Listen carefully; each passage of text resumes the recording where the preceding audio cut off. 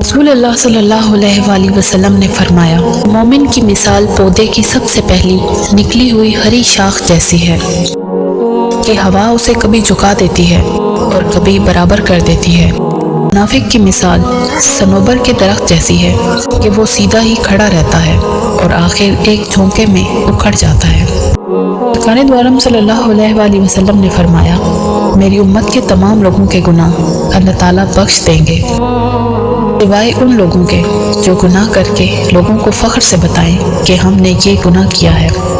جب رات کے آخری پہر اللہ تمہیں خود چنتا ہے تہجد پڑھنے کے لیے، تو پھر سوچو وہ تمہیں خالی ہاتھ کیسے لوٹا سکتا ہے۔ اس لیے جب بھی رات کے آخری پہر آنکھ کھلے تو اسے بے وجہ مت سمجھنا۔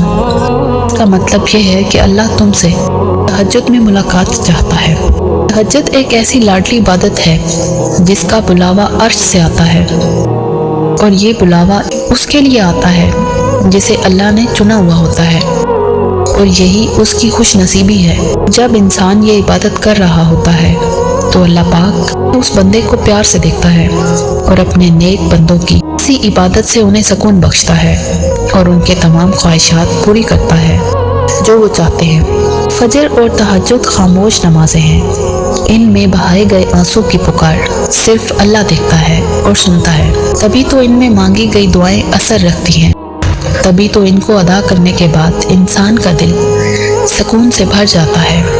یہ بھی کسی معجزے سے کم نہیں کہ رات کی تاریکی میں اپنے نرم بستر سے اٹھ کر جب ساری دنیا سو رہی ہوتی ہے اور تم جاگ کر تہجد کی نماز پڑھتے ہو، اللہ سے لاڈ کرتے ہو، کچھ آنسو گراتے ہو، کچھ دعائیں کرتے ہو، اللہ کی بندگی تاریک رات اور تاریک کمرے میں کرتے ہو، تو اللہ بھی تمہاری دعاؤں کو رد نہیں کرتا۔ تہجد میں کی گئی دعا بند ہوئے سب دروازے کھول دیتی ہے۔ تہجد میں فرش پر کیا گیا سجدہ انسان کو عرش پر اللہ سے ملا دیتا ہے۔ دعا جادو نہیں ہوتی جو فوراً اثر کرتے، دعا تو رابطہ ہوتا ہے، بندے کا اپنے رب سے مسلسل رابطہ، امید کے ساتھ، بغیر مایوس ہوئے۔ تہجد کا پہلا سجدہ سارے دن کے غموں کا آخری سجدہ ہوتا ہے۔ اللہ کی لاڈلی عبادت تہجد ہے۔ جب توکل کرو تو یہ مت سوچو کہ جو مانگا ہے وہ کیسے ملے گا، بلکہ انتظار کرو کہ جو مانگا ہے وہ ہر حال میں ملے گا۔ تہجد وہ نماز ہے جس میں انسان رات کے اندھیرے میں اپنے اللہ سے ملاقات کرتا ہے۔ وہ نیند سے بیدار ہو کر اپنے رب کے آگے جھکتا ہے، پر ضروری نہیں جب کوئی تہجد پڑھتا ہے تو وہ دنیاوی چیزیں ہی مانگتا ہو، کیونکہ وہ جو اللہ ہے نا، اس کی محبت میں بڑا سکون ہے، اور تہجد کی توفیق بھی انہی کو ملتی ہے جنہیں اللہ کو راضی کرنا ہوتا ہے۔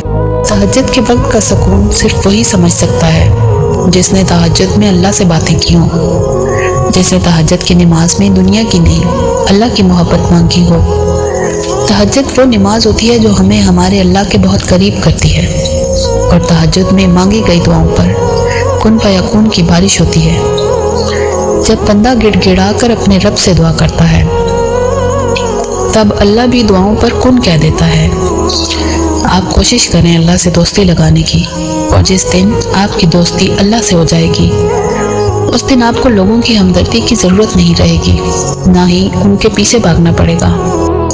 تہجد کی دعائیں جب نصیب کے روبرو آ کر کھڑی ہو جاتی ہیں تب کچھ بھی ناممکن نہیں رہتا، تب چار سو کن کی صدائیں گونجتی ہیں۔ تہجد کا خاموش سجدہ اور زار زار بہتے ہوئے آنسو اللہ کبھی ضائع نہیں کرتا۔ رسول اللہ صلی اللہ علیہ وآلہ وسلم نے ارشاد فرمایا، رات کو اس وقت نماز پڑھو جب لوگ سو رہے ہوں، تم لوگ سلامتی کے ساتھ جنت میں داخل ہوگے۔ تہجد قلب کی راحت ہے، تہجد عشق کی عبادت ہے۔